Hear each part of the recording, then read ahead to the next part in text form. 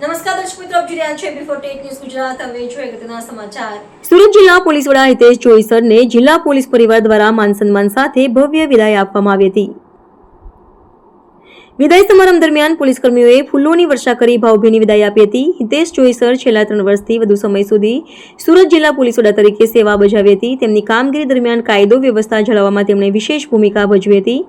તેમના પ્રમોશનના અવસર પર સુરત જિલ્લા પોલીસ પરિવાર દ્વારા સ્નેહભરી વિદાય આપવામાં આવી. આ પ્રસંગે જિલ્લા પોલીસ વડાએ પોલીસ પરિવાર સાથે મીડિયા મિત્રોનો પણ આભાર માન્યો હતો. સામે બોલો ને એટલે ઘરનાઓને એમ થાય બહાર તો કામ બરાબર કરે છે, ઘરે તો ઠીક છે.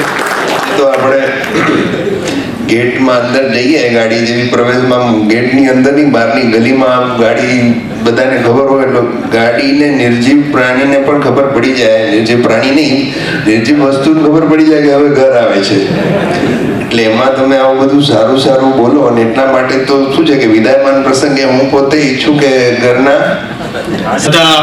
ડીવાયએસપી સાહેબ, પીઆઈશ્રીઓ, પીએસઆઈ તેમજ પોલીસ સ્ટાફ તેમજ પત્રકારશ્રીઓ, તો સર્વપ્રથમ વાત કરીએ તો હું કચ્છ જિલ્લાનો વતની છું અને સાહેબ અમારા કચ્છ જિલ્લાનો ગૌરવ છે. કેમ કે કચ્છ જિલ્લામાં આઈપીએસ હોય તો હિતેશ જોઈસર સાહેબને તમે નાનપણથી ઓળખતા, પણ સાહેબ હવે અમને જિલ્લામાં આવ્યા એટલે સાહેબ આને ડાયરેક્ટ કરી દેજો.